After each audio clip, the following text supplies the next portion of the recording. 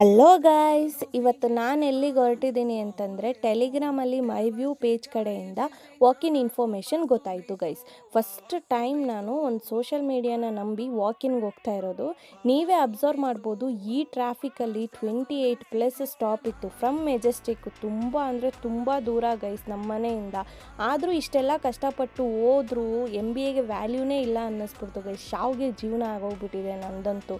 ಅಲ್ಲಿಗೆ ಹೋಗಿ ನೋಡಿದ್ರೆ ಎಷ್ಟು ಜನ ಗೈಸ್. ಅದು ಅಷ್ಟು ಅಲ್ದಿರ ಒಳಗಡೆ 200+ ಜನ ಇದ್ದಾರಂತೆ. ಇಂಟರ್ವ್ಯೂ ಮುಗಿಸ್ಕೊಂಡು ಬಂದಿದ್ದವ್ರು ಹೇಳಿದ್ರು, ನಿಮಗಲ್ಲ ಇದು ಜಾಬು, ನೀವು ಸೀದಾ ಮನೆಗೆ ಹೋಗೋದು ಬೆಟರು, ವೆಯ್ಟ್ ಮಾಡಬೇಡಿ ಅಂತಂದರು ಗೈಸ್. ತುಂಬ ಬೇಜಾರಾಗೋಯಿತು. ಆಮೇಲೆ ಎಲ್ಲನೂ ಗೊತ್ತಾದಮೇಲೆ ವಾಚ್ಮೆನ್ನ ಕೇಳೋಕ್ಕಂತ ಹೋದ್ವಿ, ಒಳಗಡೆಗೆ ಬಿಡ್ತಾರಾ ಇಲ್ವಾ ಅಂತ. ಹೋಗಿ ಕೇಳೋಕ್ಕೆ ಅಂತ ಹೋದರೆ ಅವರು ನಮ್ಮನ್ನೇ ತಳ್ತಾ ಇದ್ದಾರೆ ಗೈಸ್. ಹೆವಿ ಡಿಸ್ರೆಸ್ಪೆಕ್ಟ್ ಆಗೋಯಿತು ನಮಗೆ. ಸರಿ ಅಂತ ನಮಗೆ ಈಗೋಗೆ ಹರ್ಟಾಗಿ ವೆಯ್ಟ್ ಮಾಡೋಷ್ಟು ವೆಯ್ಟ್ ಮಾಡಿ ಆಮೇಲೆ ವಾಪಸ್ ಬಂದುಬಿಟ್ವಿ ಗೈಸ್. ಈ ಹೆಣ್ಮಕ್ಳ ಜೀವನ ಏನು ಗೊತ್ತಾ ಗೈಸ್, ಕೆಲ್ಸಕ್ಕೆ ಹೋಗಬೇಕು, ಇಲ್ಲ ಅಂತಂದರೆ ಮದುವೆ ಮಾಡಿಕೊಂಡು ಬೇರೆ ಅವನ್ನ ಚಾಕರಿ ಮಾಡಬೇಕು. ಇಷ್ಟು ಬಿಟ್ಟರೆ ಹೆಣ್ಮಕ್ಳ ಜೀವನ ಎಷ್ಟೇ ಪ್ರಾಕ್ಟಿಕಲ್ಲಾಗಿ ಪೇರೆಂಟ್ಸ್ ಇದ್ರೂ ಇದೇ ಕೆಲಸ ಮಾಡ್ತಾರೆ. ಇಂಡಿಪೆಂಡೆಂಟಾಗಿ ಬೆಳೆಸೋಣ, ಒಂದು ಸ್ವಲ್ಪ ಧೈರ್ಯ ಕೊಡೋಣ, ಜಗತ್ತು ಗೊತ್ತಾಗಲಿ ಅನ್ನೋದೇ ಇಲ್ಲ ಗೈಸ್.